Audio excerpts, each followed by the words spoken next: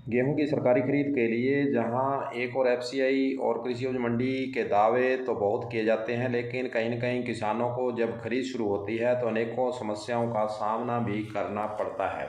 हनुमानगढ़ जिले में सरसों और गेहूं की सरकारी खरीद को लेकर किसानों की चिंताएं अभी से बढ़ने लगी हैं। किसानों का आरोप है कि हर बार बारदाने से लेकर फसल के सरकारी खरीद के बावजूद भी उठाव में देरी होती है, जिससे किसानों को पीड़ा भी होती है और आंदोलन की राह पर भी चलना पड़ता है।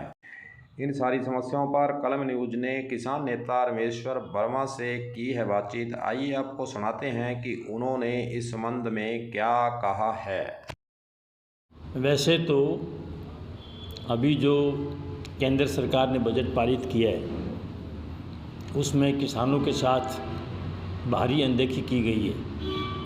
हनुमानगढ़ ज़िला खेती के लिहाज से पूरे देश में प्रमुख स्थान रखता है।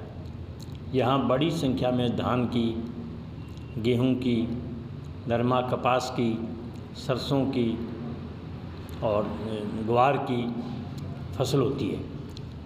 पर किसान फसल पैदा कर लेता है और ज़्यादा पैदा हो जाती है तो भी उसके सामने दिक्कत होती है।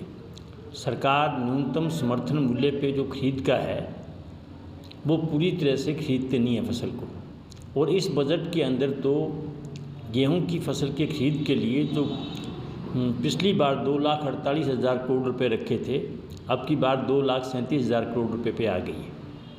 और जो किसानों की लाभार्थियों की संख्या है वो पिछले साल 1,97,000 थी, 1,97,000 थी, उसको घटा करके और 1,64,00,000 के आसपास वो लेके आए हैं।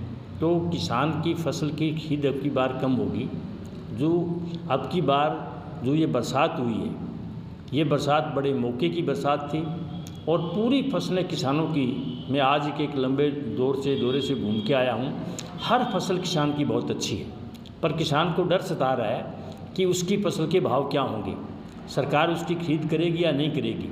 सरकार की अभी तक कोई ठोस योजना खरीद के लिए नहीं आई है, क्योंकि हमारी जो फसल है, सरसों की फसल तो अब कुछ दिन के बाद आ जाएगी।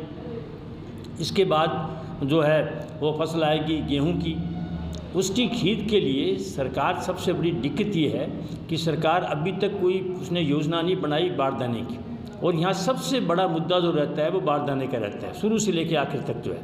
और ये डिले करते हैं, जिसमें हमारे यहाँ के अफसर और विशेष तौर से एफसीआई के जो अधिकारी हैं वो अपने कमीशन के रेट के लिए कहीं 10 दिन लेट करते हैं, 15 दिन लेट करते हैं। उनका ठेकेदारों के साथ, व्यापारियों के साथ वो झगड़ा चलता है, इतने रुपये थैले के लेंगे हम, इतने रुपये थैले के लेंगे, वो भी एक बीच में पड़ता है। बारदाना इनके पास नहीं रहता। तो हम अभी राज्य सरकार को, केंद्र सरकार को ये चेतावनी देना चाहेंगे कि हमारी समय पे खरीद हो और बारदाने के कारण या किसी अन्य वजह से कारण फसल की खरीद जो है वो डिले नहीं होनी चाहिए और जितनी फसल किसान की है वो सारी खरीद की जाए।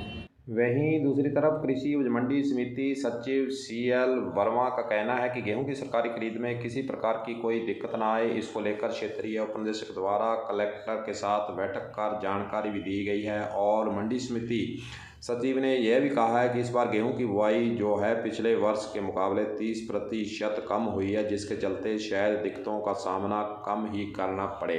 आइए आपको सुनाते हैं कि उनका इस संबंध में क्या कहना है। गेहूं खरीद के लिए पूरे ज़िले भर की समस्याओं के समाधान के लिए श्रीमान क्षेत्रीय उपनिदेशक द्वारा जिला कलेक्टर महोदय को अवगत कराया है और समय रहते उनके समाधान के लिए अभी शीघ्र ही बैठक रखी जाएगी, जिसमें एफसीआई के अधिकारी और इस कार्य से संबंधित सभी को आमंत्रित करके बैठक करेंगे ताकि समय रहते सारी व्यवस्थाएं उसके। सर, हर साल बारदाने की समस्या आती है, तो इस साल बारदाने की समस्या ना आए, इसके लिए क्या आपकी तरफ से क्या सुझाव दिए जाएंगे, क्या उपाय करवाए जाएंगे? बारदाने के लिए पहले से ही उनको एफसीआई को अवगत कराया है कि बारदाने की जो आवश्यकता है उसके अनुसार मंडियों में पहले से पूर्ति रखें।